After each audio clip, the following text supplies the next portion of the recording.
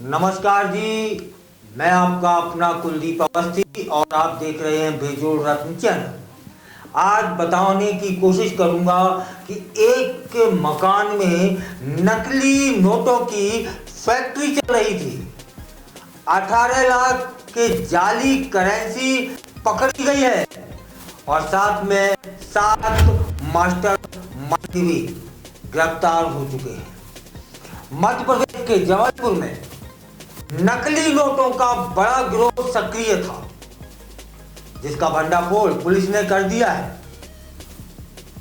करीब 18 लाख रुपए की जाली करेंसी बाजार में पाने की साजिश को अंजाम देने की तैयारी में जुटे थे ये लोग। और इस गैंग का मुख्य आरोपी ऋतुराज विश्वकर्मा बताया जा रहा है, जो कि एक किराए के मकान में नकली नोट छापने का पूरा सेटअप चला रहा था। अब तक 7 आरोपियों की गिरफ्तारी हो चुकी है, जबकि एक अन्य आरोपी राकेश तिवारी अभी भी फरार है। अब इसको विस्तार से जानने का प्रयास करें कि पुलिस को मुखबिर के द्वारा सूचना मिलती है, तब फिर कार्रवाई शुरू होती है।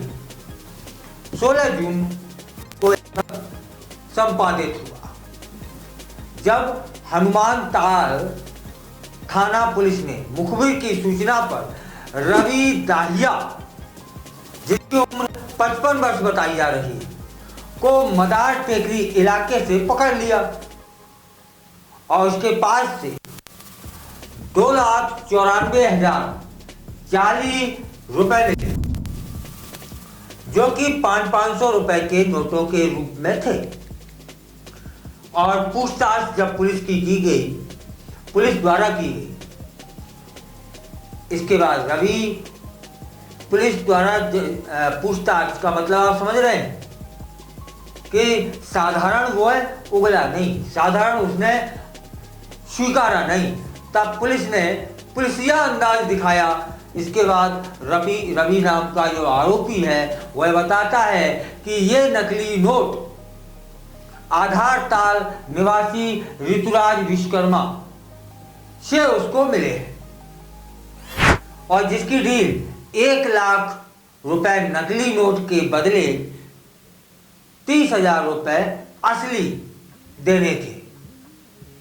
और ऋतुराज के घर से क्या क्या मिला, पुलिस ने जब ऋतुराज के घर पर किराए के मकान पर छापा डाला, तब फिर वहां पर उसको पुलिस को 1,94,000 रुपए नकली नोट मिले, कलर प्रिंटर मिला, लैपटॉप मिला, कटर और A4 साइज के पेपर्स मिले, नकली नोट छापने की सामग्री मिली और सॉफ्टवेयर भी मिला।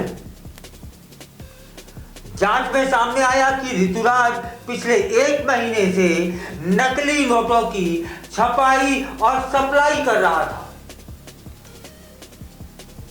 पूछताछ में यह भी सामने आ गया और स्वयं आरोपी ऋतुराज ने बताया कि वह मध्य प्रदेश के हर जिले में डिस्ट्रीब्यूटर तैयार कर रहा था। मतलब यदि ये पकड़े न जाते तब फिर पूरे मध्य प्रदेश में नकली नोट दिखते। एक सौदा हुआ था, 3 लाख असली नोट के बदले 12 लाख नकली नोट दिए जाते थे। यह था सौदा। मंडला निवासी संतोष श्रीवास्तव और अजय नवेरिया को भी ऐसे ही नकली नोट दिए गए थे, जो बाजार में चलाने वाले थे ये लोग।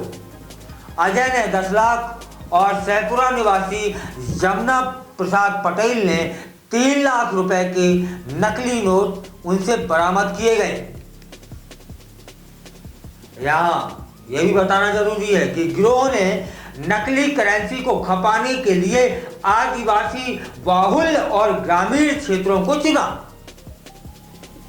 जहां शिक्षित लोगों की संख्या कम है और नोटों की पहचान करना कठिन हो जाता है, इसलिए उन्होंने वह इलाका चुना। धीरज नामक व्यक्ति से रेलवे स्टेशन पर मुलाकात के बाद ऋतुराज ने गौरव और राकेश को अपने नेटवर्क में शामिल किया। यह बड़ी योजना पर काम शुरू करने वाले थे, जिसे पुलिस ने नाकाम कर दिया।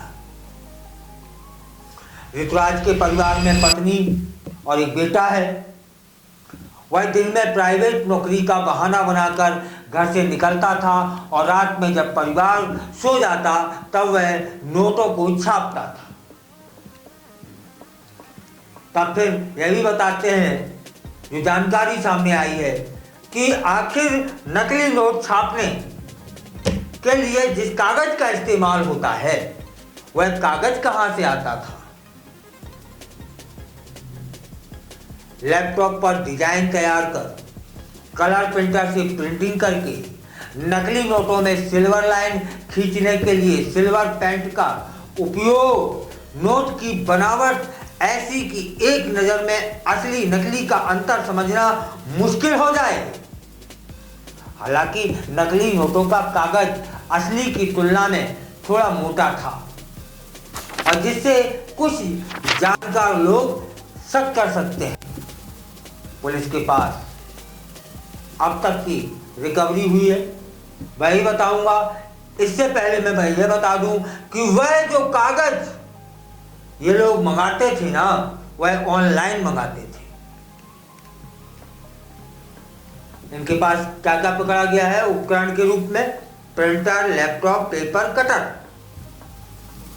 और 7 आरोपी भी। राकेश तिवारी फरार है, तलाश जारी है। गिरोह के कुछ सदस्य छत्तीसगढ़ में छिपे होने की आशंका भी जताई जा रही है। यह मामला दर्शा रहा है कि किस तरह सामान्य दिखने वाले किराएदार एक संपूर्ण जाली करेंसी नेटवर्क चला सकते हैं। इसलिए मकान मालिकों को सतर्क रहने की आवश्यकता है। अरे कम से कम यह तो पता लगाइए कि हमारे यहाँ जो किराए से रह रहा है इंसान, वह करता क्या है, उसकी दिनचर्या क्या है, वह सोता कब है, वह जगता कब है, वह इसके घर में होता क्या क्या है।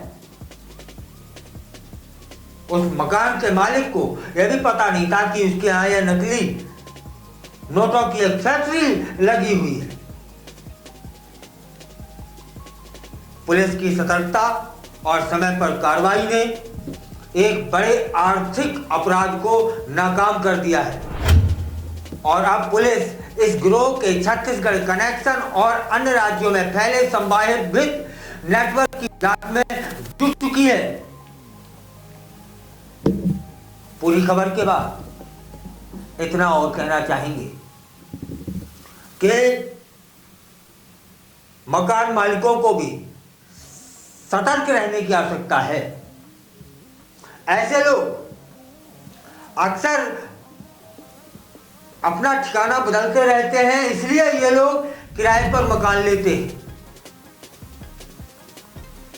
तब फिर अपना मकान किराए पर देने के बाद भी निगाह रखिए कि आपका किराएदार क्या करता है, उसकी दिनचर्या क्या है,